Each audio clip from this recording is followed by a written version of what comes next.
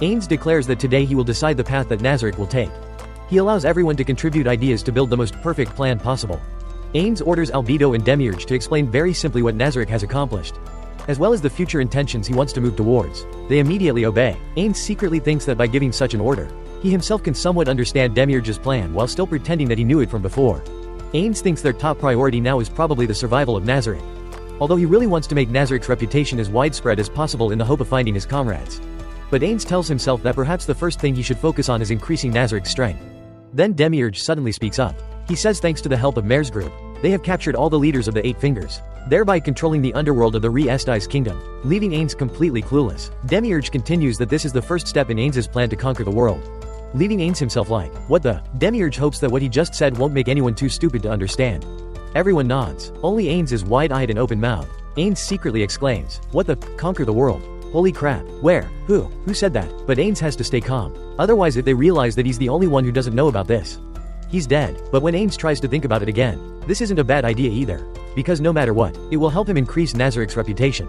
Demiurge has a proud look on his face, like he's waiting for praise from Ains, who awkwardly says, so Demiurge still remembers what I said? He says he never forgets any of Ains's words, leaving Ains himself like, dude, did I ever say that? He stammers, saying he's very impressed by Demiurge's quick wit. But conquering the world is not an easy task. Demiurge also agrees with that. Ains asks Demiurge, so according to his thoughts, what should they do next? Demiurge says he thinks the first step in the plan will be to publicly announce Nazarick to the whole world.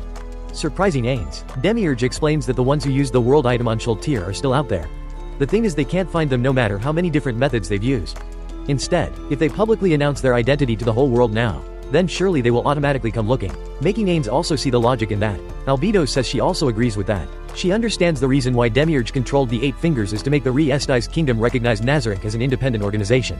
However, the idea of Nazarick having to serve some country is unacceptable. Demiurge also agrees with that. He says, not to mention, if they were under the command of another country, they could very likely be taken advantage of by those who brainwashed Shultir, creating unfavorable situations. That's why Demiurge proposes that Ains establish a nation called Nazarick. Surprising everyone, Demiurge says he wants to clarify this, which is that from the very beginning Ains intended to do that, leaving Ains completely dumbfounded. The people below are constantly marveling at his divine calculations. Demiurge says with his incompetence, he can only understand a very small part of Ains's plan, making him tremble. Ains stammers, saying he didn't expect that Demiurge could see through his plan, making everyone below even more confident in what Demiurge just said. He states that he only needs to focus on observing Ains's actions to immediately recognize it. He secretly thinks, holy crap, what plan? Why don't even I know about it? Ains continues to stammer, asking Demiurge what he sees as the most important point in his plan. After a moment of thought, he says it must be Carne Village. Surprising everyone below, they wonder, isn't that just a village of humans?